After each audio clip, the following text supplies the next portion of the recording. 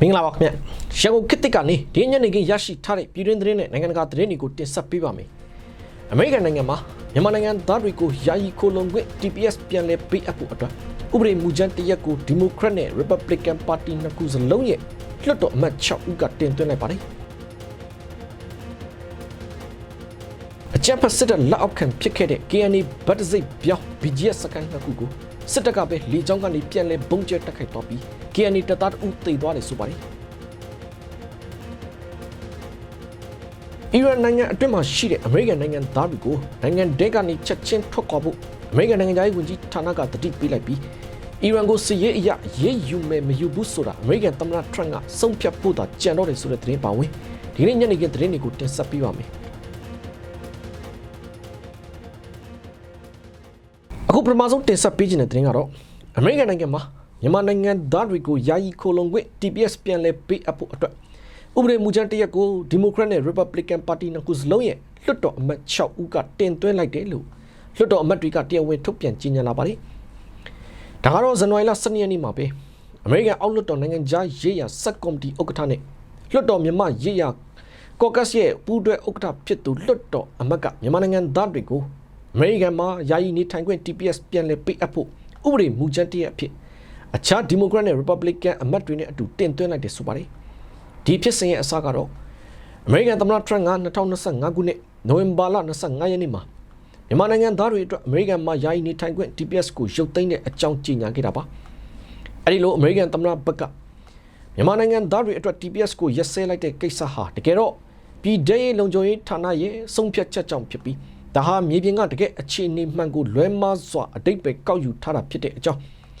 မြန်မာနိုင်ငံမှာပြည်သူတွေကိုမတရားတပ်ဖြတ်နေတဲ့စစ်တပ်ကအတူရောင်ရွေးကောက်ပွဲလုပ်တာဟာလေလွတ်လပ်ပြီးတရားမျှတတဲ့ရွေးကောက်ပွဲဆိုတဲ့စံနှုန်းကိုဘလို့မှမမှီနိုင်ဘူးဆိုတာအမေရိကန်ကအတိမတ်ပြုရမှာဖြစ်တဲ့အကြောင်းအပြင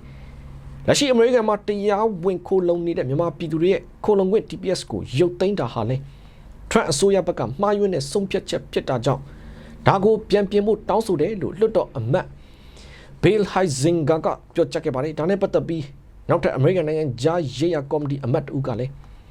းမြန်မာနိုင်ငံမှာစစ်တပ်ကလူတွေကိုတပ်ဖြတ်နေတုန်းမှာအမေရိကန်ရောက်မြန်မာတွေကိုမြန်မာပြည်ပြန်ပို့တာဟာလူမဆန်တဲ့လုပ်ရဖြစ်တဲ့အတွက်အစိုးရက TPS ရက်စဲတဲ့အကြောင်းပြချက်ဟာအရှိတရားနဲ့မကိုက်ညီတဲ့အပြင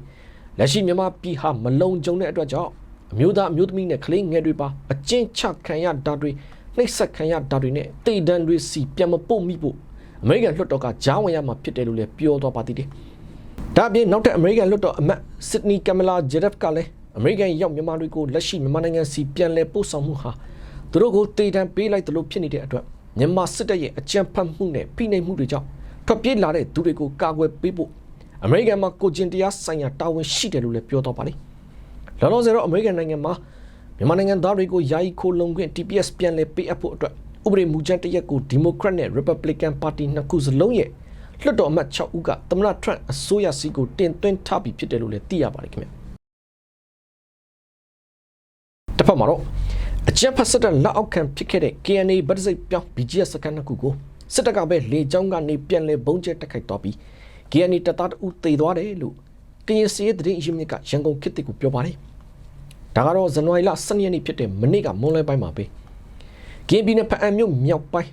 တိုက်တော်ကျေးရွာနဲ့ဦးတောင်းကျေးရွာမှာရှိတဲ့ KNA ဗတ်တစိတ်ပြောင်း BGS စကန်နှစ်ခုကိုစစ်တပ်ကပဲလေနဲ့ရော့ဒရုန်းနဲ့ပါလာပြီးပြန်လည်ပုံကျဲတက်ခိုက်သွားတယ်ဆိုပါတယ်။အဲဒီလိုစစ်တပ်ကသူတို့လက်အောက်ခံဖြစ်ခဲ့တဲ့ BGS စကန်နှစ်ခုကိုအခုလိုပြန်ပြီးအချင်းချင်းပုံကျဲသွားတာဟာ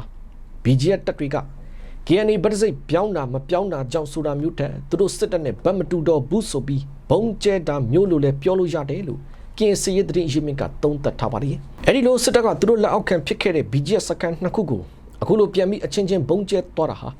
BGS တပ်တွေက KNA ဗတ်တစိတ်ပြောင်းတာမပြောင်းတာကြောင့်ဆိုတာမျိုးထက်သူတို့စစ်တပ်နဲ့ဗတ်မတူတော့ဘူးဆိုပြီးပုံကျဲတာမျိုးလိုလည်းပြောလို့ရတယ်လို့ကင်းစီရဲ့သတင်းရင်းမြစ်ကသုံးသပ်ထားပါသေးတယ်။လောလောဆယ်တော့အဲဒီလိုစစ်တပ်က KNA ဗတ်တစိတ်ပြောင်း BGS စကန်နှစ်ခုကိုလေကြောင်းကနေပြန်လည်ပုံကျဲတက်ခိုက်မှုအတွင်း KNA တပ်သား2ဦးသေသွားတဲ့အပြင်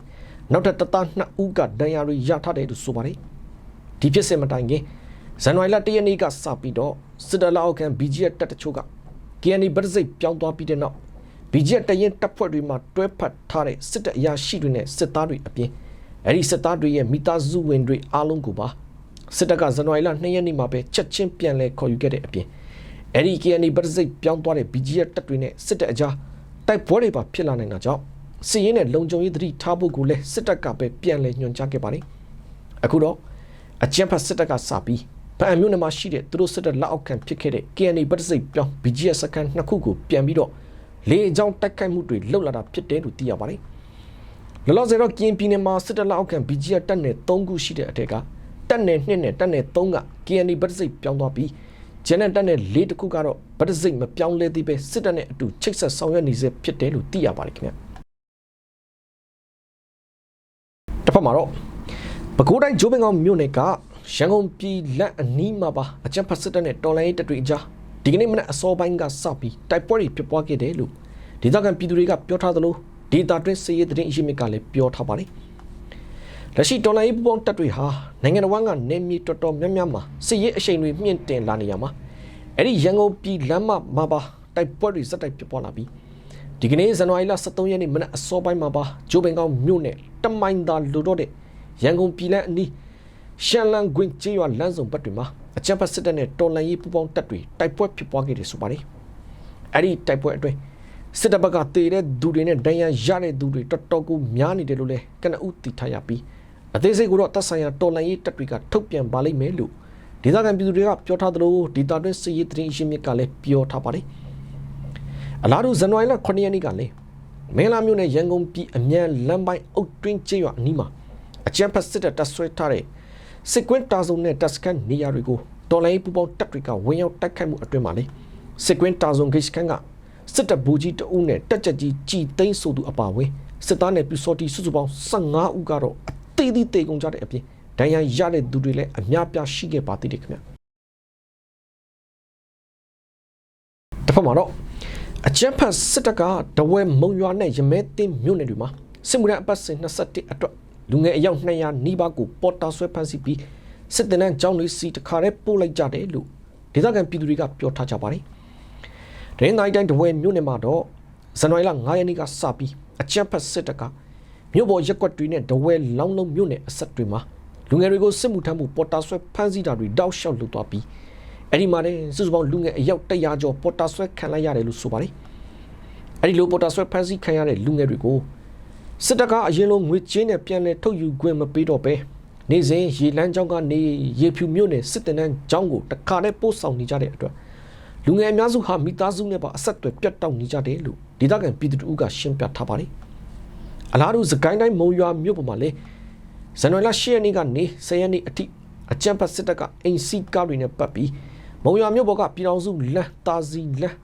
ပေ80လမ်းတွေဘက်မှာအတိကထားပြီးတော့အလုတ်သွားအလုတ်ပြန်လူငယ်အယောက်60ကျော်ကိုပေါ်တာဆွဲဖမ်းဆီးသွားတယ်လို့အဲ့ဒီလူငယ်တွေကိုသူတို့စစ်တပ်ရဲ့မုံရွာမြို့အနောက်မြောက်တိုင်းစစ်တပ်နာချုပ်တဲ့တခါတည်းပို့လိုက်ကြတယ်လို့ဒေသခံပြည်သူတွေကပြောထားကြပါတယ်အဲ့ဒီဖြစ်စဉ်မှာဖမ်းဆီးခံရတဲ့လူငယ်တွေတဲကတချို့မိသားစုတွေဟာပတ်စံနဲ့ရွေးဖို့လုပ်ပေမဲ့စစ်တပ်ဘက်ကအရင်လိုအရွေးမခံတော့ပဲစစ်သားတစ်အဖြစ်သာတခါတည်းတင်နန်းကျောင်းတွေစီပို့နေတယ်လို့ဒေသခံပြည်သူတို့ကပြောထားပါသေးတယ်ဒါအပြင်မန္တလေးတိုင်းကရမဲသိမ်းမြို့နယ်မှာလေလက်ရှိဇန်နဝါရီလပိုင်းအတွင်းမှာလေ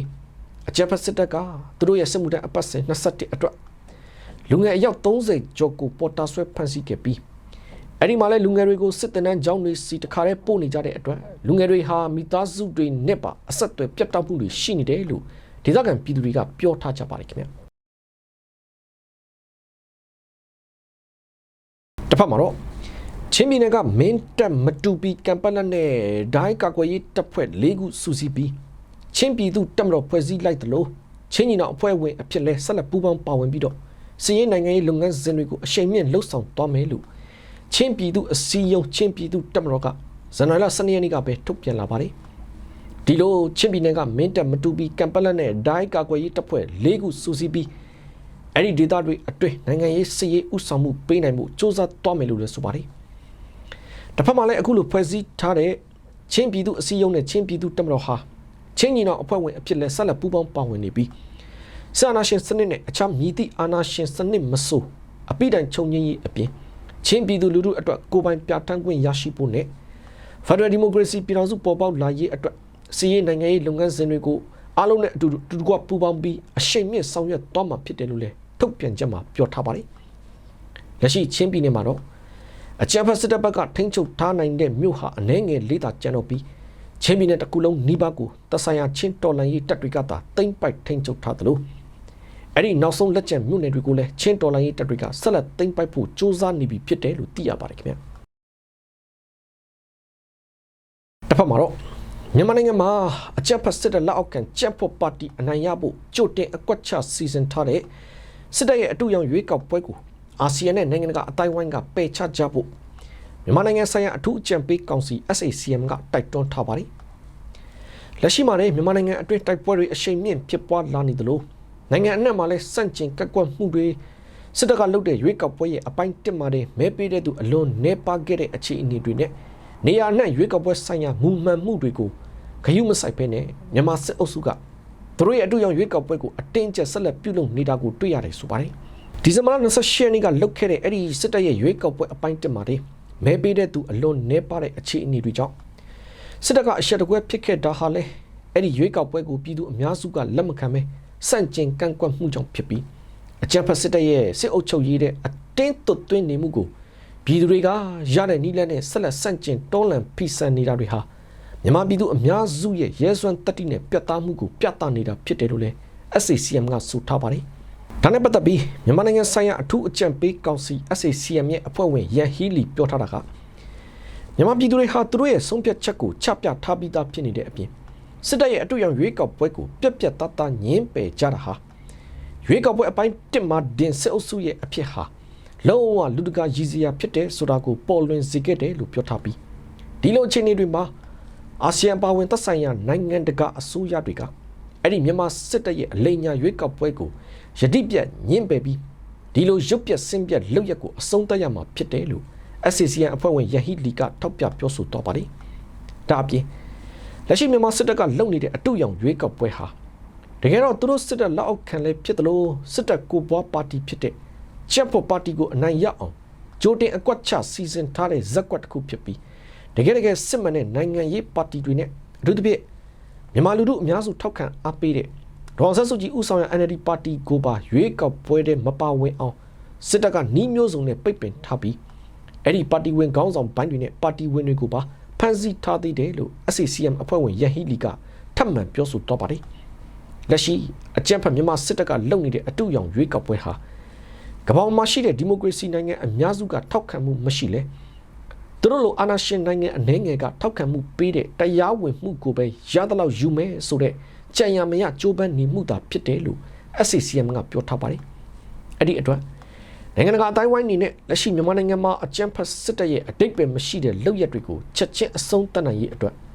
စောစုလုပ်နေတဲ့အတူရောင်ရွေးကောက်ပွဲကိုပြတ်ပြတ်သားသားညှင်းပယ်ကြဖို့မဖြစ်မနေလိုအပ်တယ်လို့မြန်မာနိုင်ငံဆိုင်ရာအထူးကြံပေးကောင်စီ SACM ကတိုက်တွန်းထားပါသေးတယ်ခင်ဗျခါဆက်ချင်တာကတော့ထိုင်းနိုင်ငံကပါဆယ်ပို့သမားထိုင်းလူမျိုးနဲ့ရန်ဖြစ်ထိုးကျိတ်ခဲ့တဲ့မြန်မာအလုပ်သမား6ဦးဟာထိုင်းရဲတွေစီမံလာရောက်အဖမ်းခံခဲ့ပြီးတဲ့နောက်နှစ်ဖက်စလုံးကိုဒဏ်ငွေချမှတ်ပြီးပြန်လွှတ်ပေးလိုက်တယ်လို့နှစ်ဖက်စလုံးပြေးလဲသွားပြီလို့ထိုင်းသတင်းတွေမှာဖော်ပြထားကြပါတယ်ဖြစ်စဉ်ကတော့ဇန်နဝါရီလ17ရက်နေ့ကထိုင်းနိုင်ငံစမုပကံမှာရှိတဲ့တဝမ်စားတော့ဆိုင်ရှိမှာပါဆယ်ပို့သမားထိုင်းလူမျိုးနဲ့မြန်မာအလုပ်သမားတွေရန်ဖြစ်ထိုးကျိတ်ခဲ့ကြတာပါအဲ့နောက်ဖြစ်စဉ်ဟာထိုင်းသတင်းတွေမှာပါလာပြီးထိုင်းလူမျိုးတွေဘက်ကအမျိုးသားရေးသမားအချို့ကပါမကြည်မနှက်ဖြစ်ကြတဲ့အထိတင်းမာလာပြီးတဲ့နောက်ဒီကနေ့ဇန်နဝါရီလ23ရက်နေ့မနက်ပိုင်းမှာပဲပါဆယ်ပို့သမားထိုင်းလူမျိုးကိုထိုးကျိတ်ခဲ့တဲ့မြန်မာလူသမား6ဦးကတဝမ်စားတော့ဆိုင်မန်နေဂျာအမျိုးသမီးနဲ့အတူထိုင်းရဲတပ်ဖွဲ့စီမှာလာရောက်အဖမ်းခံခဲ့တယ်ဆိုပါတယ်အဲဒီနောက်မြန်မာလူသမားတွေထိုးကျိတ်လိုက်တဲ့ပါဆယ်ပို့သမားထိုင်းလူမျိုးနဲ့အဲ့ဒီဖြစ်စဉ်အပေါ်မကြည်မနှက်ဖြစ်ခဲ့ကြတဲ့ထိုင်းနိုင်ငံသားတွေကိုပါမြန်မာလူသမား6ဦးကဝင်ချတောင်းပန်ခဲ့ပြီးခံဝင်ဂတိထိုးခဲ့ပြီးတဲ့နောက်ထိုင်းရဲတပ်ဖွဲ့ကဥပဒေအရနှစ်ဖက်စလုံးကိုရန်ဖြစ်မှုအတွက်ဒဏ်ငွေချမှတ်ပြီးတော့ပြန်လွှတ်ပေးလိုက်တယ်လို့နှစ်ဖက်စလုံးပြေးလဲသွားပြီလို့ထိုင်းသတင်းတွေမှာဖော်ပြထားကြပါတယ်ခင်ဗျအခုတခါနိုင်ငံတကာသတင်းတွေပတ်မှာတော့အီရန်နိုင်ငံအတွင်းမှာရှိတဲ့အမေရိကန်နိုင်ငံသားတွေကိုနိုင်ငံတွေကနေချက်ချင်းထွက်ခွာဖို့အမေရိကန်နိုင်ငံသားရေးဝန်ကြီးဌာနကတတိပေးလိုက်ပြီးအီရန်ကိုစီးရေးအရရေးယူမယ်မယူဘူးဆိုတာအမေရိကန်သမ္မတထရန့်ကဆုံးဖြတ်ဖို့သာကြံတော့တယ်လို့နိုင်ငံတကာသတင်းတွေမှာဖော်ပြထားချက်အရသိရပါတယ်လက်ရှိအီရန်နိုင်ငံတဝက်မှာဆန္ဒပြပွဲတွေအရှိန်မြင့်လာပြီးအနာရှင်အီရန်အစိုးရကဆန္ဒပြပြည်သူအများပြားကိုပါပစ်တက်တာတွေနဲ့အကြမ်းဖက်မှုတွေလှုပ်လာနေတာကြောင့်အ အီရန်နိုင်ငံထဲမှာရှိတဲ့အမေရိကန်နိုင်ငံသားတွေအနေနဲ့အဲဒီနိုင်ငံတွေကနေချက်ချင်းထွက်ခွာကြဖို့နဲ့အဲဒီလိုထွက်ခွာဖို့အတွက်လည်းအမေရိကန်အစိုးရရဲ့အကူအညီကိုမစောင့်မဲကိုပိုင်အစီအစဉ်တွေပါလှုပ်ထားကြဖို့ကိုအမေရိကန်နိုင်ငံသားရေးဝန်ကြီးဌာနကတတိပေးလိုက်ပါတယ်အဲဒီလိုအမေရိကန်နိုင်ငံသားရေးဝန်ကြီးဌာနရဲ့လုံခြုံရေးတတိပေးချက်မှာဆန္ဒပြပွဲတွေကြောင့်အီရန်အာဏာပိုင်တွေကတနိုင်ငံလုံးအတိုင်းအတာနဲ့လုံခြုံရေးအစီအမံတွေတိုးမြင့်ထားတဲ့အပြင်ဆက်သွယ်ရေးဆိုင်ရာဖုန်းလိုင်းနဲ့အင်တာနက်လိုင်းတွေကိုပါပိတ်ပင်ကန့်သက်ချက်တွေလှုပ်ဆောင်ထားတယ်လို့ဖော်ပြထားပါတယ်။တစ်ဖက်မှာလည်းအီရန်နိုင်ငံကိုအဝင်ထွက်လုပ်တဲ့လေကြောင်းခရီးစဉ်တွေပါအကန့်အသတ်နဲ့သာရှိနေတဲ့အပြင်တချို့လေကြောင်းခရီးစဉ်တွေဆိုဖြတ်သိမ်းပစ်တာတွေလုပ်နေတဲ့အတွက်တချို့အီရန်လေကြောင်းလိုင်းတွေဟာဇန်နဝါရီလ16ရက်နေ့အထိခရီးစဉ်တွေရပ်ဆိုင်းထားရတယ်လို့အမေရိကန်နိုင်ငံသားရေးဝန်ကြီးဌာနကပြောထားပါတယ်။လောလောဆယ်တော့အီရန်နိုင်ငံမှာဆန္ဒပြပွဲတွေအရှိန်မြင့်လာပြီးအီရန်အာဏာရှင်အစိုးရကလည်းပြည်သူတွေကိုပြစ်တက်တာတွေနဲ့အခြေအနေတွေရှုပ်ထွေးနေတဲ့အတွက်အီရန်နိုင်ငံအတွင်းမှာရှိတဲ့အမေရိကန်နိုင်ငံသားတွေကိုနိုင်ငံတွေကနေချက်ချင်းထွက်ခွာဖို့အမေရိကန်နိုင်ငံသားရေးဝန်ကြီးဌာနကတတိပေးတာဖြစ်တဲ့အကြောင်းနဲ့အမေရိကန်ဘက်ကအီရန်ကိုစစ်ရေးအရရေးယူမယ်မယူဘူးဆိုတာလေအမေရိကန်သမ္မတထရမ့်ဘက်ကဆုံးဖြတ်ဖို့သာကြံတော့တယ်လို့ဆိုထားပါတယ်။အဲဒီအတွက်အီရန်နိုင်ငံတဲကနေထွက်ခွာလို့မရတဲ့အမေရိကန်နိုင်ငံသားတွေအနေနဲ့လုံခြုံတဲ့အဆောက်အအုံတွေနဲ့ဘေးကင်းတဲ့နေရာတွေမှာနေထိုင်ကြဖို့အပြင်နောက်ဆုံးရဖြစ်ပေါ်နေတဲ့အခြေအနေတွေကိုလည်းသတင်းမီဒီယာတွေကိုစောင့်ကြည့်ပြီးကိုယ့်ရဲ့အစီအစဉ်ကိုအခြေအနေပေါ်မူတည်ပြီးတော့အမေရိကန်အစိုးရရဲ့အကူအညီမဆောင်မဲ့ကိုယ်ပိုင်အစီအစဉ်တွေလှုပ်ထားကြဖို့ကိုပါအမေရိကန်နိုင်ငံသားရေးဝန်ကြီးဌာနကတတိပေးထားပါတယ်။လက်ရှိအီရန်နိုင်ငံအတွင်းမှာတော့ဆန္ဒပြပွဲတွေကိုအီရန်အာဏာရှင်အစိုးရကအကြမ်းဖက်နှိမ်နင်းမှုတွေကြောင့်လူပေါင်း600နီးပါးသေဆုံးထားပြီးထောင်နဲ့ချီတဲ့အီရန်ပြည်သူတွေလည်းဖမ်းဆီးခံထားရသလိုအမေရိကန်သမ္မတထရန့်ကတော့အီရန်ဆန္ဒပြပြည်သူတွေကိုအစိုးရကအကြမ်းဖက်ပစ်ခတ်တာတွေလုပ်ရင်အမေရိကန်ကအီရန်အစိုးရကိုစစ်ရေးအရရေးယူမယ်လို့သမ္မတထရန့်ကိုယ်တိုင်အတိအလင်းပြောထားသလိုလက်ရှိမှာလည်းအီရန်အစိုးရကိုစစ်ရေးအရရေးယူဖို့သမ္မတထရန့်ရဲ့ဆုံးဖြတ်ချက်ပဲလိုတော့တယ်လို့နိုင်ငံတကာသတင်းတွေမှာဖော်ပြထားချက်အရသိရပါတယ်ခင်ဗျာတစ်ဖက်မှာတော့အမေရိကန်နိုင်ငံရဲ့ Republican အမတ်ကဒိန်းမတ်နိုင်ငံပိုင် Greenland ကျွန်းကိုအမေရိကန်ပြည်ထောင်စုရဲ့52ခုမြောက်ပြည်နယ်လှုပ်ဖို့ဥပဒေမူကြမ်းတင်သွင်းလိုက်ပါတယ်။အဲဒီမူကြမ်းကိုတနင်္လာနေ့မှာပဲအမေရိကန်ပြည်ထောင်စု Florida ပြည်နယ်ရဲ့ Republican လွှတ်တော်အမတ် Randy Fine ကတင်သွင်းခဲ့တာပါ။လက်ရှိဒိန်းမတ်ပိုင်နယ်ဖြစ်တဲ့ Greenland ကျွန်းကိုအမေရိကန်ကဝယ်ယူပိုင်ဆိုင်မှုသမ္မတထရန့်ရဲ့ကြိုးပမ်းမှုကိုထောက်ခံတဲ့အနေနဲ့ Greenland ကိုအမေရိကန်ရဲ့52ခုမြောက်ပြည်နယ်ဖြစ်လာစေမဲ့ဥပဒေမူကြမ်းတစ်ရပ်အဖြစ်တင်သွင်းလိုက်တာဖြစ်တယ်လို့လည်းဆိုပါတယ်။အဲဒီ American Republican လွှတ်တော်အမတ် Randy Fine က Greenland ဟာအမေရိကန်အမျိုးသားလုံခြုံရေးအတွက်အရေးပါတဲ့နေရာဖြစ်တယ်လို့လည်းဆိုထားပါသေးတယ်။ Greenland ကိုထိန်းချုပ်နိုင်တဲ့သူကအာတိတ်စဝိုင်းရဲ့အရေးပါတဲ့တင်မောလမ်းကြောင်းတွေကိုထိန်းချုပ်နိုင်မှာဖြစ်တယ်လို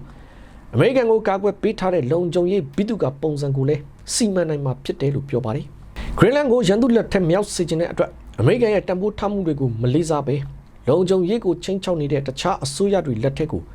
Greenland ရဲ့အနာဂတ်ပေးမထားနိုင်ဘူးလို့လည်းသူကပြောပါတယ်။ဒီဥပဒေအရသမ္မတထရန့်အနေနဲ့ Greenland ကိုအမေရိကန်ပိုင်တဲ့အဖြစ်ရရှိဖို့အတွက်ဒိန်းမတ်နိုင်ငံနဲ့ညှိနှိုင်းတာတွေအပါအဝင်လိုအပ်တဲ့အဆင့်တွေကိုလှုပ်ဆောင်မှုလုပ်ပိုင်ခွင့်ပေးထားပါတယ်။အမေရိကန်က Greenland ကိုပိုင်ဆိုင်သွားပြီဆိုရင်တော့သမ္မတအနေနဲ့အဲ့ဒီပိုင်နယ်ကိုပြည်နယ်တစ်ခုအဖြစ်သတ်မှတ်နိုင်မှုအတွက်လိုအပ်တဲ့ Federal ဥပဒေအပြောင်းအလဲတွေကိုလွှတ်တော်စီအစီရင်ခံစာတင်ပြရမှာဖြစ်ပါတယ်။ဒါနဲ့ပတ်သက်ပြီး Caroline Leavitt ကတော့ Greenland ကိုသိမ်းယူဖို့အချိန်စရာအတိအကျမရှိသေးပေမဲ့ဒါဟာသမ္မတထရန့်အတွက်ဦးစားပေးလုပ်ငန်းတစ်ခုဖြစ်တယ်လို့လည်းပြောပါတယ်။အကယ်လို့အမေရိကန်ကသာ Greenland ကိုမယူဘူးဆိုရင်ရုရှားဒါမှမဟုတ်တရုတ်တို့ကသိမ်းယူသွားမှာကိုသမ္မတထရန့်ကစိုးရိမ်နေတာကြောင့်ဖြစ်တယ်လို့လည်း Leavitt ကဆိုထားပါသေးတယ်။တစ်ဖက်ကအမေရိကန် Connecticut ပြည်နယ်က Democrat ထက်လွတ်တော်အမတ် Chris Murphy ကတော့အကယ်လို့အမေရိကန်က Greenland ကိုအားသုံးပြီးသိမ်းယူဖို့ကြိုးစားမယ်ဆိုရင်ဒါဟာနေတိုးမဟာမိတ်အဖွဲ့ကြီးပျက်စီးသွားတာမျိုးအထိဖြစ်လာနိုင်တယ်လို့လည်းသတိပေးထားပါသေးတယ်ခင်ဗ